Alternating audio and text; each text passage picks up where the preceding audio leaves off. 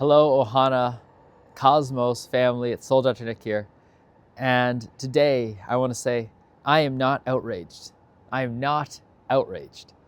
And I say that because so many of the people in my orbit right now are expressing some form of outrage. Outrage over what currently is happening in the news cycle, which is these tariffs that may be happening.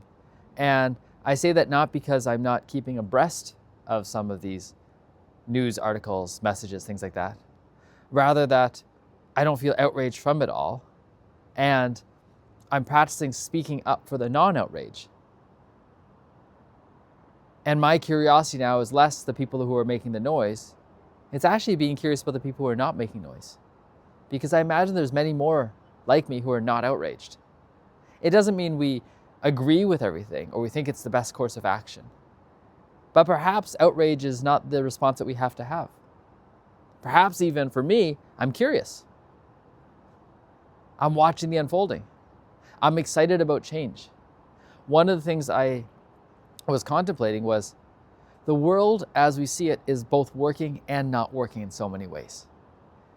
Like there's so many things that don't make sense, and I could speak to them, but that's not the point of this video right now.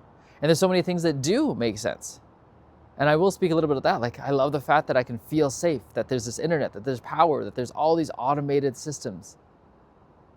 And more, when we take a look at, some of the metrics of health and wellness and disease and growth and connection and love and loneliness, there's some concern. Is this the way that I want things to go?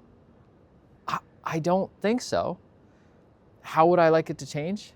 Well, I'm going to keep looking at my own creativity and do my part. Every day I'm going to do my part and take a look. What are the things that I want to actually place my attention on? And outrage is actually one of the big energies. When I've been outraged, and I have been outraged in the past, and there are things that could still outrage me, it consumes almost all of the bandwidth for me. And I forget about what I'm doing. I forget about being in creation. And then it's funny because recently I watched the movie Wicked. And I love that line there that actually I feel applies to now. It's like, what better way to unite people than having a common enemy? And I can feel that. Like there's a unity that feels like it's present now amongst the outrage. And part of me feels like it's a false unity though too. It actually may not have space for those who are not outraged. And those who are not outraged are being like, I better be silent because if I say anything other than outrage, the outrage may turn on me. And there's that saying, I remember now, first they came for my friends, then they came for, I didn't speak up. And that may be part of the story of the outrage. And I'm grateful. Part of me right now, and I'm going to be transparent, is letting go of any of the judgment that's there against the outrage. Because I could see myself doing that. When Trump got elected 8 years ago, I cried. That was my version of outrage. I was in, not outrage, but despair. Despair. And now I'm like, what am I? I'm not in despair. I'm actually still in this place of excitement.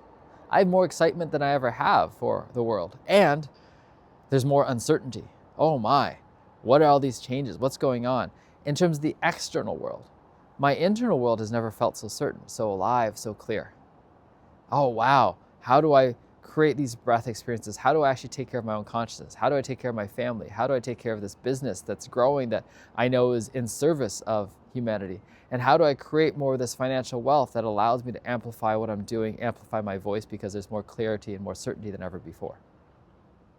And so I'm saying all this because I want to place a little beacon, plant a little seed.